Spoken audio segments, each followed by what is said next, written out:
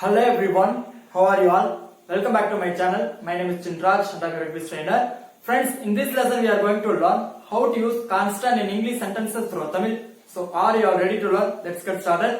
Before let's get started, if you are new to this channel, please do subscribe this channel and also press the bell icon for new videos.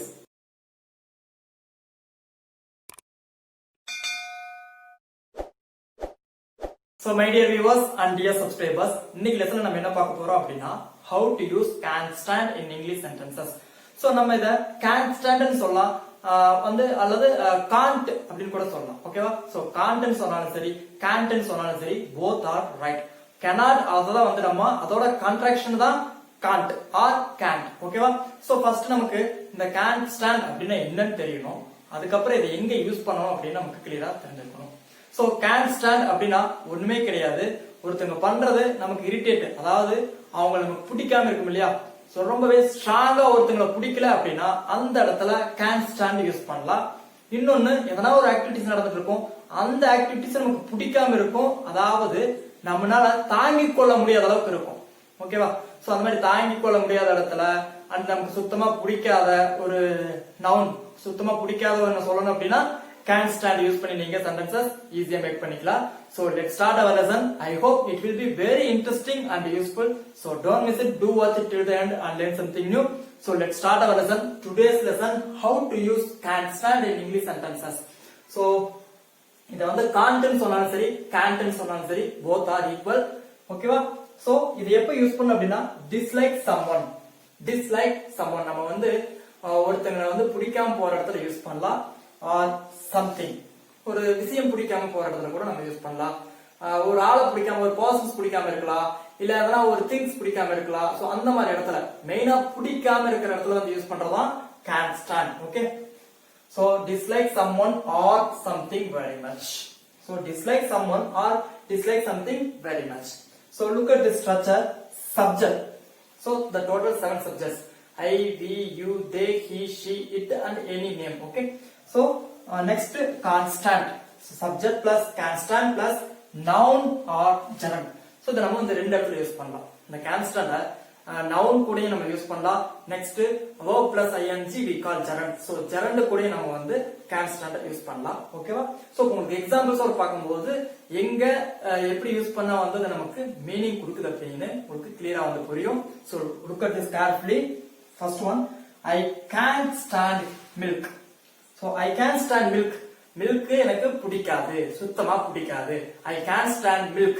So சில பேருக்கு milk பிடிக்காது, சில பேருக்கு coffee பிடிக்காது. So பிடிக்காதுன்னு சொல்ற இடத்துல can't stand use பண்ணலாம்னு சொன்னேன். So எனக்கு காபி பிடிக்காது அப்படினா I can't stand coffee. எனக்கு பட்டர் பிடிக்காது அப்படினா I can't stand butter. எனக்கு டீ பிடிக்காது அப்படினா I can't stand tea.